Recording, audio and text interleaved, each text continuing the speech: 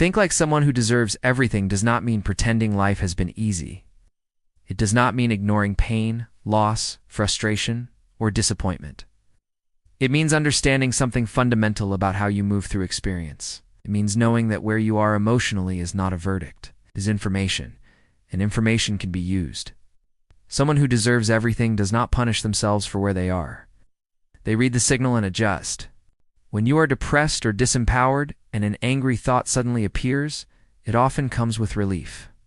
Not because anger is the destination, but because anger is movement. It is progress. It is a step away from paralysis. And the mistake most people make is judging that step instead of recognizing it. Someone who thinks like they deserve everything pauses and says, "This feels better than before." That matters. Improvement matters. Direction matters more than perfection. When you acknowledge that improvement, you stabilize there. And once stabilized, you have access to a slightly better feeling thought. It does not require effort. It does not require force. It simply becomes available. You move from anger to frustration, from frustration to mild aggravation, from aggravation to a subtle sense of hope. And each step feels like relief compared to the last.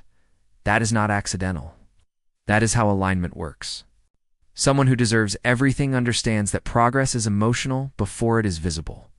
They do not wait for circumstances to validate their worth. They measure progress internally. They recognize that feeling slightly better today than yesterday is power. They stop dismissing small improvements as meaningless. They understand that momentum is built in increments, not leaps. You cannot be guided from the outside in. No one else can tell you how far you have come. No one else can accurately measure your vibrational progress. People may mean well, but they are not inside your emotional calibration. Someone who deserves everything does not outsource their self-assessment. They trust their internal guidance system more than outside commentary. Life continues to happen. Contrast continues to exist. Loss, injustice, discomfort, and unwanted experiences still appear in the world. One who deserves everything does not deny that. They also do not collapse under it. They understand that they cannot hide from life, and they do not want to. They want to be here. They want to participate. They want to create. Which means they must learn how to be in charge of how they feel, regardless of what is happening around them. This does not mean forcing positivity. It means choosing relief. It means recognizing that you can focus in a way that feels terrible, or focus in a way that feels less terrible. And from less terrible, you can move toward neutral. And from neutral, you can move toward hope. And from hope, you can move toward belief. And eventually, you move into confidence and knowing. Someone who deserves everything understands that joy is not jumped into. It is arrived at. They stop beating themselves up for where they are. They stop labeling their current emotional state as failure. They recognize that where they are is temporary, movable, and informative. Someone who deserves everything does not shame themselves for not having enough money, for feeling out of shape, for being overwhelmed, for struggling emotionally. They understand that self-punishment is resistance, not discipline. They stop explaining themselves, stop making exaggerated worst-case narratives to justify why they are not further along. They stop dramatizing their struggle in an attempt to gain permission to feel bad, because every time you make the worst of something, you practice staying there. Someone who deserves everything understands that complaining keeps you pointed in the wrong direction. Emotions are not enemies, they are indicators. It's just like a fuel gauge does not shame you for being low. Your emotions are not condemning you. They are informing you. When you feel bad, it does not mean you are broken. It means you are focused on something that is out of alignment with who you really are. Someone who deserves everything responds to that information by refueling, not self-attacking. Negative emotion is not punishment. It is disagreement. It is the sensation you feel when your current thought does not match your inner knowing. When you choose thoughts that align with who you truly are, you feel full, energized, clear, alive.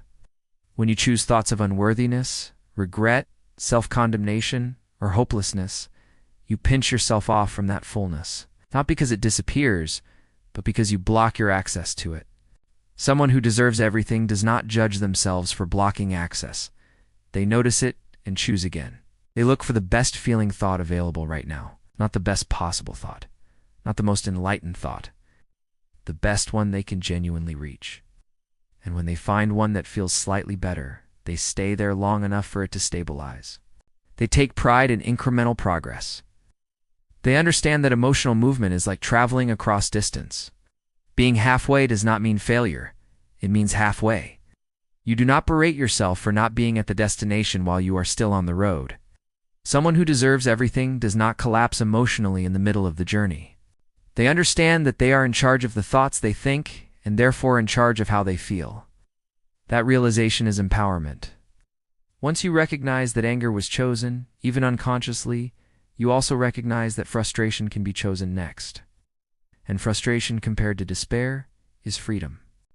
They stop making distant, unrealistic emotional goals like ecstasy, total clarity, or instant abundance. Those jumps do not serve someone who is learning self-leadership. Instead, they set a single, achievable intention. I want to feel a little better than I do right now. And when they reach that, they stabilize, acknowledge themselves, and reach again. This is how alignment becomes natural. This is how worthiness becomes embodied instead of imagined. Someone who deserves everything does not chase outcomes. They align with themselves. And alignment produces outcomes automatically. They understand that no matter how dark a place feels, if the intention is to find a better feeling thought, it will be found. And once found, another becomes accessible, and another, and another. And before long, they find themselves back in the light. It's not because they forced it, but because they allowed themselves to move step by step. They begin to see humor in the process. They notice how far they have already come. They realize that sometimes the distance between suffering and relief is smaller than it felt. They stop comparing their emotional progress to others. Stop letting external standards define success. They use their internal guidance system instead. Someone who deserves everything knows that nothing is more important than how they feel, not in a selfish way. In a foundational way, because how you feel determines what you allow. What you allow determines what appears. They stop demanding perfection from themselves. They stop expecting to jump to the highest thought immediately. Take the best thought they can find, and they honor it. They keep reaching. They keep moving. They keep choosing relief. This is not about pretending everything's fine. This is about refusing to abandon yourself because you are human. This is about knowing that deserving everything starts with allowing yourself to feel better without guilt. That is what it means to think like someone who deserves everything. And once you do, the universe responds accordingly.